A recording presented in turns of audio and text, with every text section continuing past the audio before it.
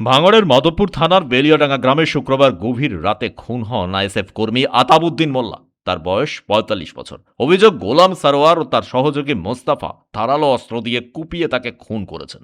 আমি অবাক হচ্ছি, এলাকার শান্ত জায়গাতে এরকম একটা মর্মান্তিক খুন, এটা মেনে নেওয়া যাচ্ছে না। এলাকার মানুষ মানতে পারছে না। আমরাও খুবই খারাপ লাগছে যে একজন সাধারণ ছেলে, তাকে আজ এইভাবে খুন করা হলো।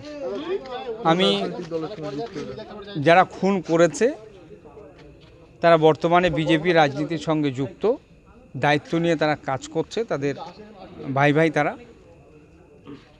আমি বুঝতে পারছি না এটা তাদের কোনো অভিসন্ধি আছে কি না, না এলাকায় নূতন করে এরকম একটা পরিবেশ তৈরি করে, ভীতির পরিবেশ তৈরি করে তাদের রাজনীতির স্বার্থ সিদ্ধি করতে চাচ্ছে কি না, এটা প্রশ্ন থাকছে।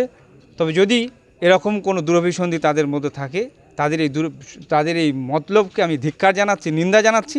মানুষ মেরে রাজনীতির যে পরিকল্পনা যদি কেউ করে থাকে তাদেরকে ধিক্কার, নিন্দা জানাচ্ছি। তবে একটা জিনিস এলাকার মানুষ কোনো অবস্থায় মেনে নেবে না। এবং আমি আপনাদের মিডিয়ার মাধ্যমে বলছি, যে এই খুনের সাথে যুক্ত তাকে সর্বোচ্চ শাস্তি দেওয়া হয়। তাদেরকে যারা যুক্ত আছে তাদেরকে যেন কোনো অবস্থায় ছাড় দেওয়া না হয়, আমি প্রশাসনের কাছে অনুরোধ করছি।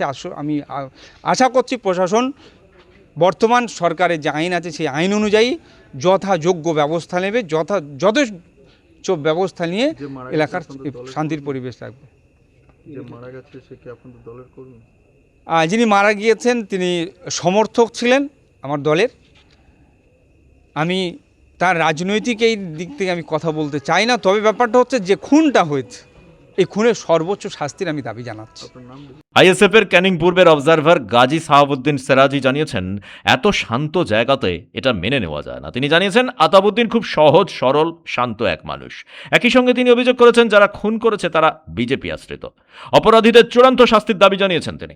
ভাইয়ের মারা হয়েছে আমার নিজের আপন চাস্তো ভাই, আমার বড় আব্বার ছেলে। এর আগে আমার ভাইয়ের সঙ্গে কোনো অশান্তি ঝামেলা কিছু ছিল না, শুধু জাস্ট আমার ভাবির সঙ্গে একবার সেরকানি হয়েছিল।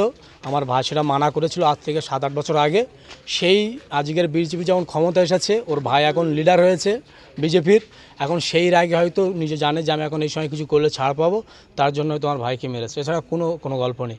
আর আমার ভাই, আমি যখন নিয়ে যাই তখন আমার ভাই বাইকে করে নিয়ে যায়। আমার ভাই তখন দুটো কথা বলেছে, যে আমার মেরেছে মেন সরোয়ার, গোলাম সরোয়ার, এবং তার সঙ্গে ওর ভাই যুক্ত আছে মোস্তফা। এই দুটো কথা বলেছে, আর কিছু বলিনি।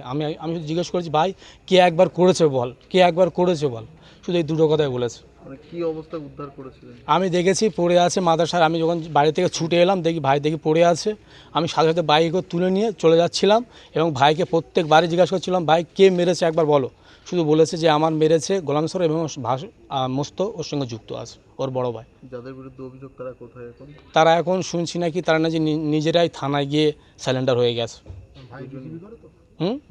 দুজনেই নাকি।